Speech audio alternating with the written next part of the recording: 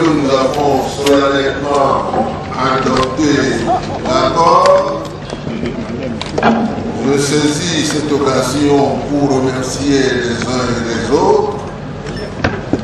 Et je voudrais convier tout le monde à la séance de demain qui verra la signature de cet accord.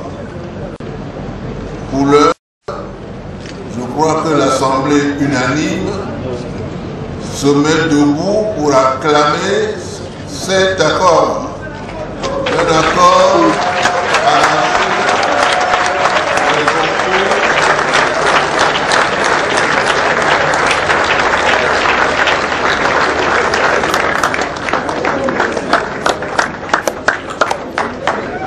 La séance de clôture aura lieu à 14 h.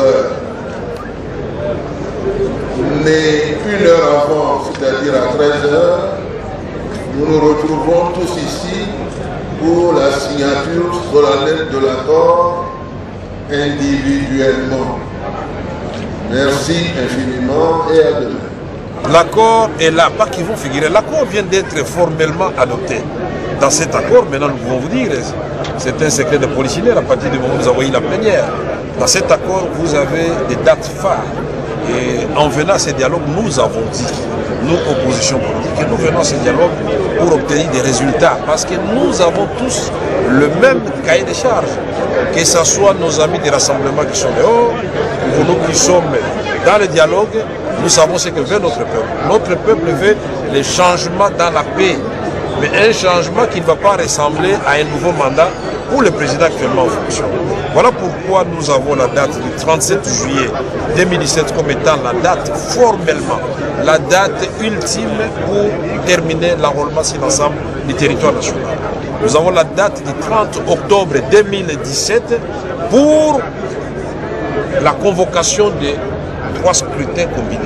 La présidentielle, législative nationale et le provincial.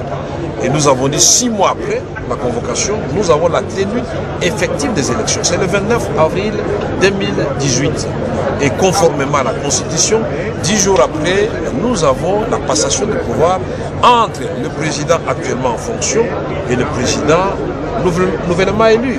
Et nous avons, puisque pour répondre à une question que vous poserez certainement, c'était la grande attente du peuple congolais, est-ce qu'à l'issue de cette période intérimaire et alternance, nous disons oui. Est-ce que pendant cette période intérimaire, on va écrire une nouvelle constitution, faire un référendum ou modifier la constitution? Nous disons non.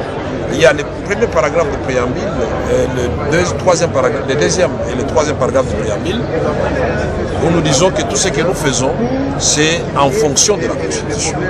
Et le troisième paragraphe, nous disons, nous prenons un engagement ferme de respecter strictement la Constitution pendant toute cette période. Mais vous avez aussi dans les corps du texte où nous disons clairement que le président actuel reste président jusqu'à ce qu'on élise le 29 avril et 10 jours après, c'est-à-dire le 9 mai, on place un nouveau président de la République qui sera élu. Donc voilà, donc nous avons tout cela et donc nous connaissons les attentes du peuple.